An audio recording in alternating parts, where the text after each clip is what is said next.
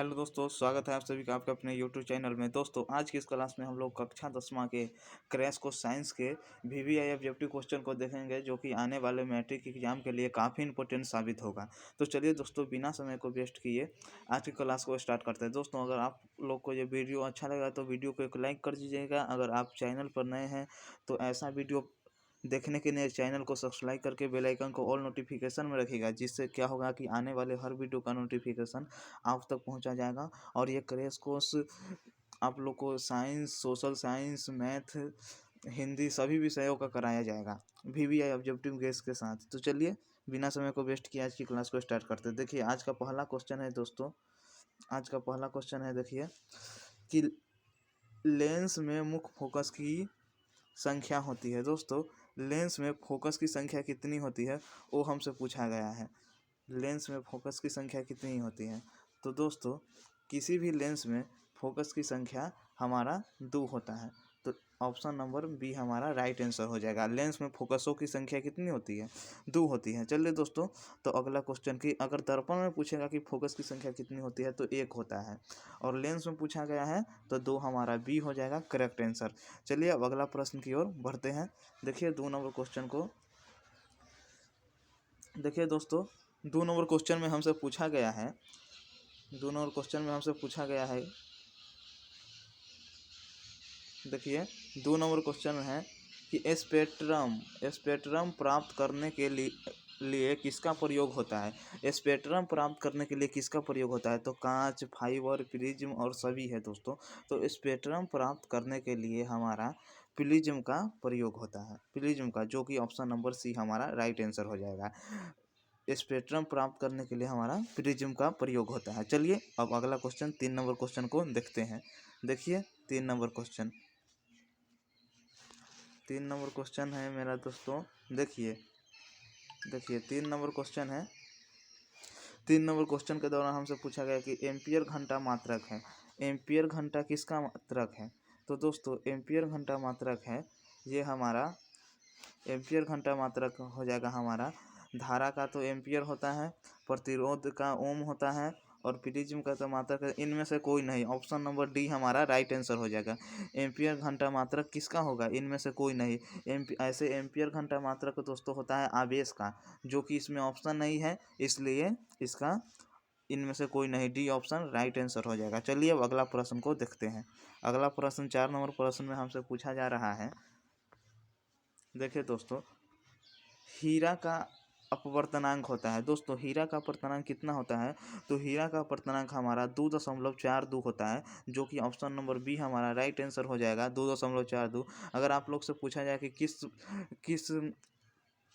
किस तत्व का अपवर्तनांक सबसे अधिक होता है, तो हमारा हीरा हो जाएगा, और हीरा का अपवर्तनांक कितना होता है? तो 2.42। चलिए अब अगला प्रश्न 5 नंबर प्रश्न देखते हैं। ये सब गेसिंग क्वेश्चन है, संभावित प्रश्न है, जो कि आपके एग्जाम में आने की संभावना है। तो सभी दोस्तों के पास आप लोग शेयर करते हुए देखिएगा और वीडियो को बिना स्किप किए देखिएगा। चलिए, और इस क्लास का PDF भी आप लोग को फ्री में दिया जाएगा, और PDF कैसे लेना है वो वीडियो के अंत में बताया जाएगा। चलिए अब अगला क्वेश्चन देखते हैं। देखिए 5 नंबर क्वेश्चन में हमसे पूछा गया है दोस्तों। 5 नंबर क्वेश्चन है, 5 नंबर हमारा है कि प्रकाश के अपवर्तन के कितने नियम हैं? दोस्तों तो प्रकाश के अपवर्तन के 2 नियम हैं। आपसे प्रकाश के परावर्तन पूछा जाए या प्रकाश के अपवर्तन पूछा जाए, आपका 2 ही नियम है। तो ऑप्शन नंबर बी हमारा सही आंसर हो जाएगा। चलिए अब अगला प्रश्न 6 नंबर प्रश्न को देखते हैं। ये 25-25 ऑब्जेक्टिव का हमारा वीडियो रहता है, जो सभी गैसिंग ऑब्जेक्टिव है। देखिए, विद्युत धारा उत्पन्न करने की युक्ति को कहते हैं। दोस्तों विद्युत धारा जिससे उत्पन्न होता है वो युक्ति को हम लोग जनित्र कहते हैं, जनित्र, जो कि ऑप्शन नंबर सी हमारा राइट आंसर हो जाएगा। तो विद्युत धारा उत्पन्न करने की युक्ति को हम लोग क्या बोलेंगे? जनित्र। ऑप्शन नंबर सी हमारा राइट आंसर होगा। चलिए अब अगला क्वेश्चन देखते हैं। 7 नंबर क्वेश्चन में हमसे क्या पूछा गया है? देखिए दोस्तों 7 नंबर क्वेश्चन हमसे पूछा गया है कि कमरे के ताप पर द्रव अवस्था में रहने वाला धातु कौन है? कमरे के ताप पर कौन सा धातु है जो द्रव अवस्था में रहता है? तो दोस्तों ये हमारा पारा, ऑप्शन नंबर बी हमारा राइट आंसर हो जाएगा। पारा है जो कि धातु जो कमरे के ताप पर द्रव अवस्था में पाया जाता है। तो चलिए अब 8 नंबर प्रश्न, अगला प्रश्न की ओर बढ़ते हैं। अगला प्रश्न हमारा है 8 नंबर प्रश्न है। देखिए, अमीटर का प्रतिरोध होता है। दोस्तों बताना है कि अमीटर के प्रतिरोध कितना होता है। अमीटर का प्रतिरोध, तो अमीटर का प्रतिरोध हमारा देखिए ऑप्शन है कम, ज़्यादा, बहुत कम, बहुत ज़्यादा। तो अमीटर का प्रतिरोध हमारा होता है कम होता है, जो कि ऑप्शन नंबर में दोस्तों, जो कि ऑप्शन नंबर ए में है। ए हमारा राइट आंसर हो जाएगा। एमीटर का प्रतिरोध क्या होता है, कम, और वोल्ट मीटर का प्रतिरोध ज़्यादा होता है। तो हमसे एमीटर का पूछा गया है, तो एमीटर का प्रतिरोध कितना हो जाएगा, कम हो जाएगा, कम हो जाएगा, जो कि ऑप्शन नंबर हमारा ए हो जाएगा राइट आंसर। चलिए अब अगला प्रश्न की ओर बढ़ते हैं। अगला प्रश्न में हमसे क्या पूछा गया है, देखिए अगला प्रश्न में हमसे क्या पूछा गया है। अगला प्रश्न मेरा है,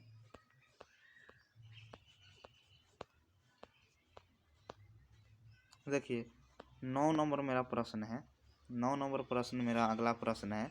9 नंबर प्रश्न में पूछा गया है कि किस किस वर्ण का तरंग दैर्घ्य अधिकतम होता है। किस वर्ण का तरंग दैर्घ्य है जो अधिकतम होता है दोस्तों, तो हमारा लाल रंग का तरंग दैर्घ्य अधिकतम होता है, जो कि ऑप्शन नंबर ए हमारा राइट आंसर हो जाएगा। लाल रंग का तरंग दैर्घ्य सभी तरंग दैर्घ्य से अधिक होता है। अगर इसी में आप लोग से पूछता कि किस वर्ण का तरंग दैर्घ्य न्यूनतम होता है, तो हमारा बैगनी हो जाता। किस वर्ण का तरंग दैर्घ्य न्यूनतम होता है, तो बैगनी, जो कि ऑप्शन नंबर बी हो जाता। इसमें किस वर्ण का तरंग दैर्घ्य अधिकतम पूछा है, तो अधिकतम लाल हो जाएगा तरंग दैर्घ्य, और न्यूनतम पूछेगा तो बैगनी हो जाएगा। चलिए अब अगला प्रश्न की ओर बढ़ते हैं। अगला क्वेश्चन देखिए 10 नंबर क्वेश्चन में क्या पूछा गया है।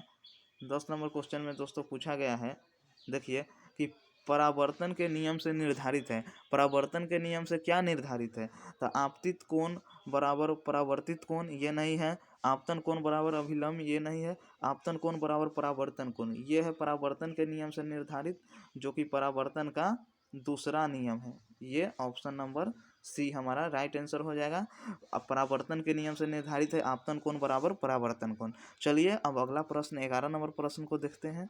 11 नंबर प्रश्न में क्या पूछा गया है, देखिए 11 नंबर प्रश्न में दोस्तों हमसे पूछा गया है ओम के नियम है। ओम के नियम क्या है, सो हमसे पूछा गया है कि ओम के नियम है। तो दोस्तों ओम का हमारा नियम जो है, ओम का नियम है, देखिए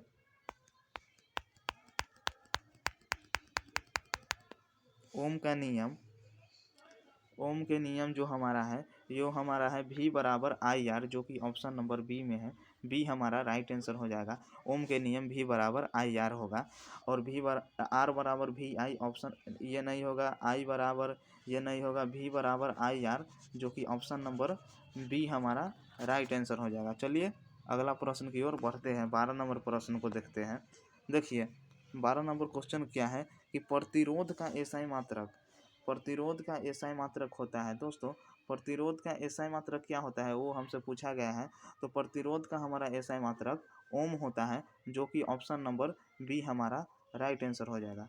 प्रतिरोध का एसआई मात्रक ओम होता है, जो कि ऑप्शन नंबर बी में है। चलिए अब अगला प्रश्न को देखते हैं, और कि अगला प्रश्न को देखते हैं और अगला प्रश्न को बनाते हैं। देखिए 12 नंबर हो गया। अब हमारा 13 नंबर प्रश्न होगा। देखिए 13 नंबर प्रश्न में हमसे क्या पूछा गया है। 13 नंबर प्रश्न में दोस्तों पूछा गया है, 13 नंबर प्रश्न में कि सौर कुकर में किस दर्पण का उपयोग किया जाता है। सौर कुकर में किस दर्पण का उपयोग किया जाता है, तो सौर कुकर में हमारा अवतल दर्पण का उपयोग किया जाता है, जो कि ऑप्शन नंबर ए हमारा राइट आंसर हो जाएगा। सौर कुकर में अवतल दर्पण का उपयोग किया जाता है। चलिए अब 14 नंबर क्वेश्चन को देखते हैं। 14 नंबर क्वेश्चन में हमसे क्या पूछा गया है, देखिए 14 नंबर क्वेश्चन है हमारा विद्युत आवेश का एसआई मात्रक है। विद्युत आवेश का एसआई मात्रक है दोस्तों, तो विद्युत आवेश का एसआई मात्रक कूलाम होता है, जो कि ऑप्शन नंबर ए में है। ऑप्शन नंबर ए हमारा राइट आंसर हो जाएगा। ये सभी प्रश्न संभावित प्रश्न है, ये सभी प्रश्न को रट जाइए। देखिए अब अगला प्रश्न की ओर बढ़ते हैं। अगला प्रश्न 15 नंबर हमसे क्या पूछा गया है।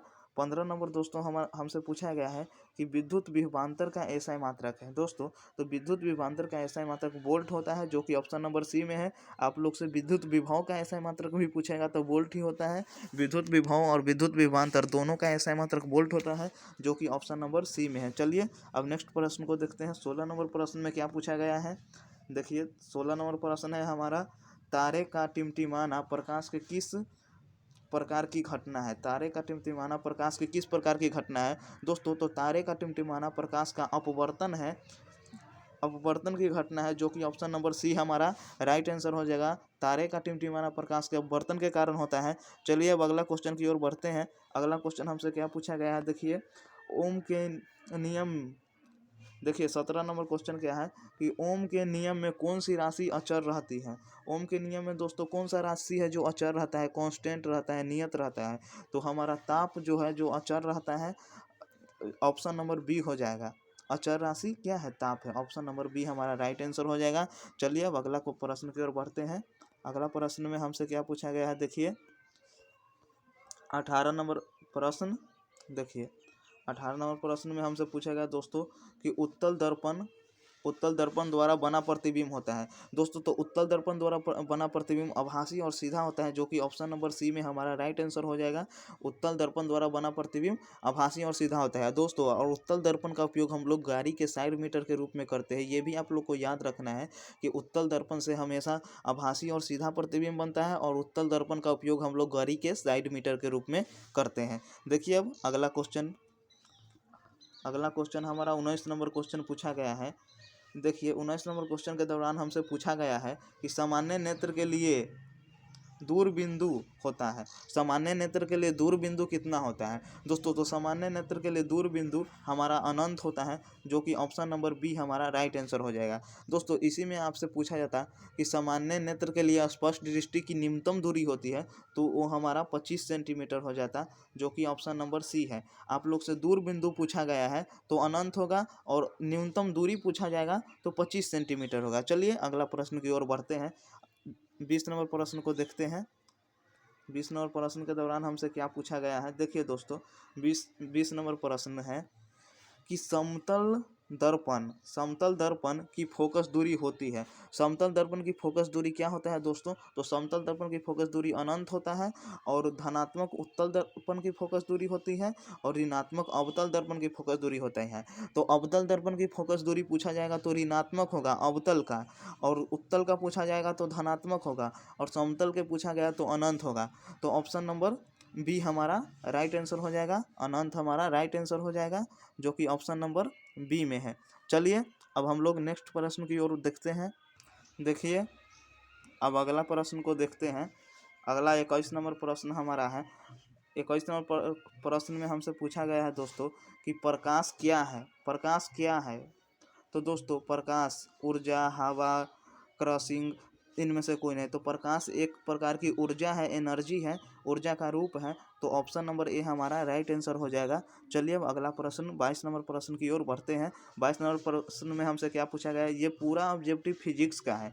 इसके बाद आएगा केमिस्ट्री के, उसके बाद बायोलॉजी के आएगा वीडियो। रोज़ आप लोग को ये वीडियो 10 बजे तक मिल जाएगा सुबह में। देखिए अब 22 नंबर क्वेश्चन में हमसे पूछा गया है कि ग्लूकोज का सूत्र है। ग्लूकोज का सूत्र क्या होता है? तो दोस्तों ग्लूकोज का सूत्र हमारा C6H12O6, जो कि ऑप्शन नंबर बी हमारा राइट आंसर हो जाएगा। ये ग्लूकोज का सूत्र होता है C6H12O6। चलिए अब अगला प्रश्न 23 नंबर प्रश्न को देखते हैं। 23 नंबर प्रश्न में हमसे क्या पूछा गया है? 23 नंबर के प्रश्न में हमसे दोस्तों पूछा गया है लघु पथन के समय परिपथ में धारा का मान। दोस्तों तो लघु पथन के समय परिपथ में धारा का मान हमारा बहुत अधिक बढ़ जाता है। लघु पथन यानी कि शॉर्ट सर्किट जिसे आप लोग जानते हैं घरों में होता है लघु पथन, जिसे शॉर्ट सर्किट के नाम से जाना जाता है। तो लघु पथन जब होता है ना, तो उस समय परिपथ में धारा का मान बहुत अधिक बढ़ जाता है, इसलिए बी ऑप्शन हमारा राइट आंसर हो जाएगा। चलिए अब अगला प्रश्न को देखते हैं। 24 नंबर प्रश्न में हमसे क्या पूछा गया है? 24 नंबर प्रश्न दोस्तों है मेरा, 24 नंबर प्रश्न है किसी किसी चालक तार से आवेश के प्रवाह के दर को कहते हैं। किसी चालक तार से यदि आवेश प्रवाह होता है तो आवेश के प्रवाह के दर को हम लोग क्या कहते हैं? विद्युत धारा कहते हैं दोस्तों। किसी चालक से आवेश के प्रवाह के दर को हम लोग विद्युत धारा कहते हैं। ऑप्शन नंबर ए हमारा राइट आंसर हो जाएगा। और दोस्तों विद्युत धारा का एसआई मात्रक हमारा एम्पियर होता है, और ये विभवांतर का एसआई मात्रक हमारा वोल्ट होता है, और ओम प्रतिरोध का एसआई मात्रक है। चलिए अब अगला प्रश्न, लास्ट प्रश्न 25 नंबर प्रश्न देखते हैं। अगर आप लोग अच्छे से तैयारी किए होंगे तो सब प्रश्न आप लोग से बन रहा होगा। देखिए अब 25 नंबर प्रश्न में हमसे क्या पूछा गया है, ये लास्ट प्रश्न है। 25 नंबर प्रश्न में पूछा गया है कि मानव नेत्र किसी वस्तु का प्रतिबिंब किस भाग पर बनाता है। मानव नेत्र है जो किसी वस्तु का प्रतिबिंब किस भाग पर बनाता है दोस्तों, तो वो रेटिना पर बनाता है। ऑप्शन नंबर ए हमारा राइट आंसर होगा। दोस्तों अगर आप लोग से पूछा जाए कि मानव नेत्र में किस प्रकार का लेंस पाया जाता है, तो वो हमारा उत्तल लेंस पाया जाता है। अगर आप लोग से ये पूछता है कि मानव नेत्र द्वारा किसी वस्तु का प्रतिबिंब कैसा बनता है, तो आप लोग को बता दें कि वास्तविक और उल्टा प्रतिबिंब बनता है। आशा करते हैं दोस्तों कि ये वीडियो आपको अच्छी लगा होगा। अगर ये वीडियो अच्छा लगा होगा तो चैनल को सब्सक्राइब करके बेल आइकन को ऑल नोटिफिकेशन में रखिएगा, ताकि इस प्रकार की वीडियो आप तक पहुंच सके। और देखिए आप लोग को पीडीएफ कहाँ से लेना है, पीडीएफ आप लोग को बिल्कुल फ्री में दिया जाएगा, और कैसे दिया जाएगा वो आपको बताते हैं। तो पीडीएफ लेने के लिए आप लोग को क्या करना है, व्हाट्सअप करना है। हम एक नंबर अभी दे रहे हैं, ये नंबर पर आप लोग को व्हाट्सअप करना है। व्हाट्सअप कॉल नहीं करना है, केवल व्हाट्सअप कीजिएगा, आपको पीडीएफ मिल जाएगा। देखिए नंबर है 9262633227। इस पे आप लोग को व्हाट्सअप करना है। व्हाट्सअप पे आप हाय लिख के भेजिए, व्हाट्सअप पर हाय लिख के भेजिए। उसके बाद आपको पीडीएफ बिल्कुल दे दिया जाएगा। और हमारा ग्रुप भी है, व्हाट्सअप ग्रुप, अगर उसमें जुड़ना चाहते हैं तो उसमें आप लोग को पीडीएफ बिल्कुल फ्री दिया जाता है। अगर उसमें जुड़ना चाहते हैं तो आप लोग जुड़ सकते हैं, उसका भी लिंक डिस्क्रिप्शन बॉक्स में दे दिया गया है। तो चलिए मिलते हैं नेक्स्ट वीडियो में, तब तक के लिए धन्यवाद दोस्तों।